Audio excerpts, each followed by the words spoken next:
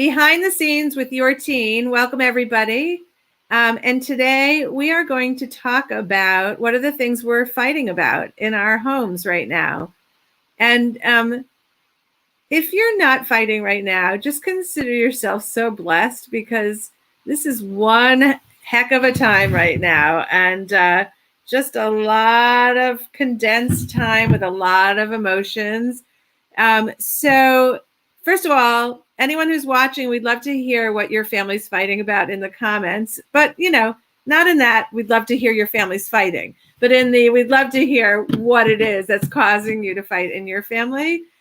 In my family, the biggest, most insane fight is about broadband,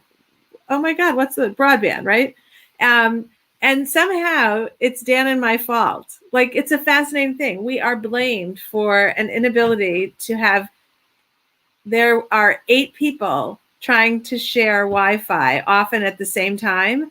And so now the number of boosters we have and different systems we're trying, and I think it's better than it was originally. But yeah, first of all, being blamed for it is just quite fascinating. You're like, okay, I'll fix it if I can, but I have no idea what to do.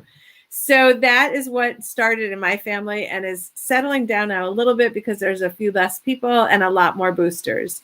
And I'm going to turn this over to Jessica. All right. I guess it is my turn. And I don't have kids, so I was like, I should probably approach this from the fact of what me and my parents argue about, which is me getting halfway through doing some chores and then getting distracted, which doesn't happen as often since my parents I no longer live with my parents, although my dad did come over for lunch on Friday and had to run through my room to get to the bathroom and noticed that I had gotten about, I think, 1/3 of the way through folding all of my laundry on the ground before I got distracted and forgot about it, just kind of taking up the entire floor. So that's usually, and he was like, "This isn't my house. You make the decisions." But that's usually that's what most of our arguments would be. I guess I will go. Let's go to the left, Mindy. Okay, in my house, it is the constant lack of ability by my boys to put clothes away. I am so tired. I of seeing clothes. I think they think the kitchen, the entryway, is their closet. It is amazing and makes me crazy. So that's the thing. I do not understand why they can't pick up their clothes, put them away, put them on a hook, put them under their bed, throw them. I don't know. But that's the constant ongoing battle in my home, is put your crap away. I'll pass it on over. Going to the left. This way is left. Jody. So I'll take your leaving things all over the house and see that as well. But I think we have a lot of bickering about who's helping do things, and everybody is busy. My kids are older, so, we are working during the day and sharing our broadband. And but somehow it always ends up that I am the one who is cooking dinner and my husband is the one who cleans up after dinner, which bless him. But my kids don't do either. There is always a 11th hour, do you need help? But by that time, it's over. And I am a fan of, it's all in the ask. It's just really nice that you ask. But I think I'm going to have to change my tune on that one, because that it's getting pretty old. We will have been there doing something, and then 2 minutes before we're about to sit down, my number one son will say, "Do you need any help?" And that's almost more infuriating than having them not do anything at all, in a way. So it's whatever. So. Okay, Jody, we're going to let our people. Lori, for example, has a comment, so we're going to share 2 of them right now. Okay. Lori says chores, more time to do them, but still not getting done until a blow up. Yes, Lori, we feel your pain. And then Liesel says clothes and stuff all over, not putting it away. There's no new stories. It's all of us. All right, pass it along, Jody. Okay. Eka, go ahead. Okay, so Mindy, I want to call you out on something that your story made me laugh. Don't look at the face. No, it just reminds me of that story you wrote for us about lacrosse practice. How you came home and left all your lacrosse stuff everywhere. Oh, thanks, Eka. Oh. No, I was thinking about that because you in the article you wrote, you talked about leaving your stuff in the kitchen, and I was like, girl, yeah, girl. We're all that was our little secret. That was our little secret, that article. So my thing is, as I mentioned before, my kids aren't home, so I read through the comments on Facebook, and so many of them gave me ugh in the pit of my stomach because I had been there. I had done all of those, and so I was remembering which one annoyed me the worst, and I actually took a screenshot of the one, and it was getting homework done. It was just like pulling teeth and why is this the last priority? And do I need to talk to your teacher? And at one point, my daughter was getting so bad that we had to actually get an email at the end of every week to tell us whether she had turned in homework or done homework or whatever. And at first I was really, really mad. And then I remembered when I was in 3rd grade, I had a little notebook, one of those little notebooks. And every day the teacher would write in there how I had acted because I was such a chatty ADD kid that we didn't have a name for it then. And every day she would write a note and one of my parents would have to sign it and I would take it back. So I guess it was in that same kind of vein, but it was always about the homework. Ugh. So anyway, all right, Sharon, I'm going to give it to you. Okay, I have to co-sign almost everything that's already been said.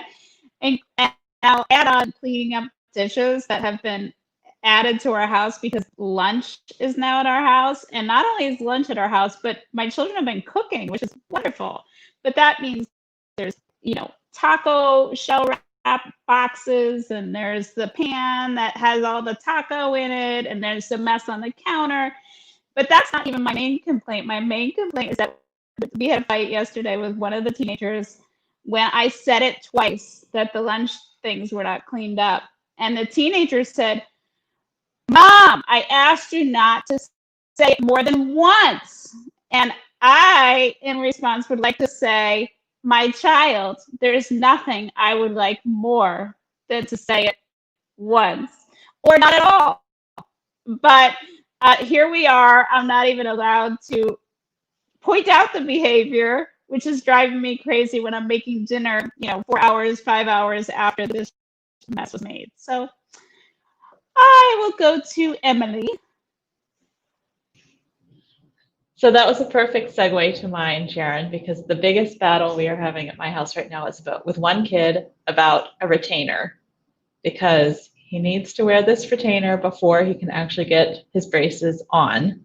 And we started with headgear, and that was a battle. And I was compassionate about that because I had headgear too, and I would take it off in my sleep. So I get it.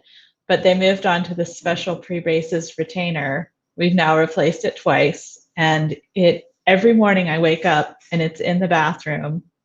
Even if it's been worn at bedtime, there's some getting up and having a midnight snack and taking it out and not putting it back in. So every wake up is just brutal. I'm so awful to this one child because I'm so mad every day that it is not staying in his mouth overnight. And so, yes, Sharon, it's all in his control. I would love to wake you up in a different way. Put the retainer in. Constant refrain at our house right now. I will pass it to Jen.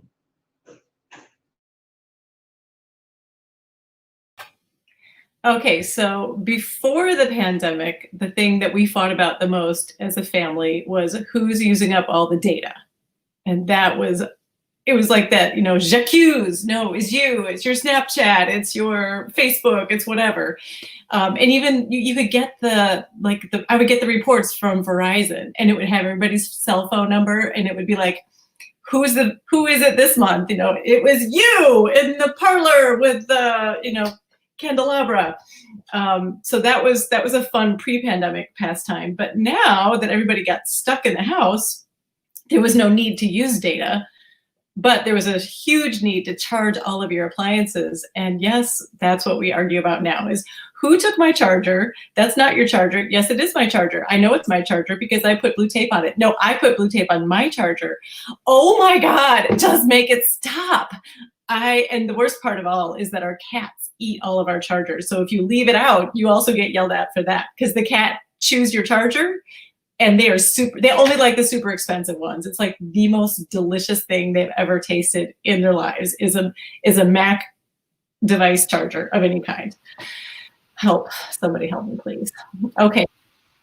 Okay, so everybody, I'm going to share one more from Tracy. Stuff on the floor, anything they drop or happens upon the floor just stays there forever. They step over it and not pick it up because they don't see it, actually. I've asked my kids.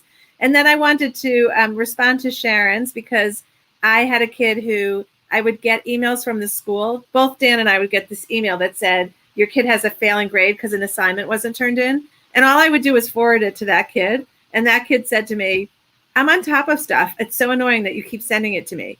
So my response was, I know how to make this stop. And he was like, what? And I said, get your assignments in on time. I won't get the email. I won't forward it to you. It mildly worked. It did improve. And also we are having this conversation here today where we also had it on Facebook. We have the link. Jessica put the link in our comments. If anybody wants to go in there and add their own to it, it was a very funny discussion and actually such a satisfying way to not feel like your kids are any worse than anyone else's. So thanks everyone for being here behind the scenes with your teen, and we'll see you next Monday.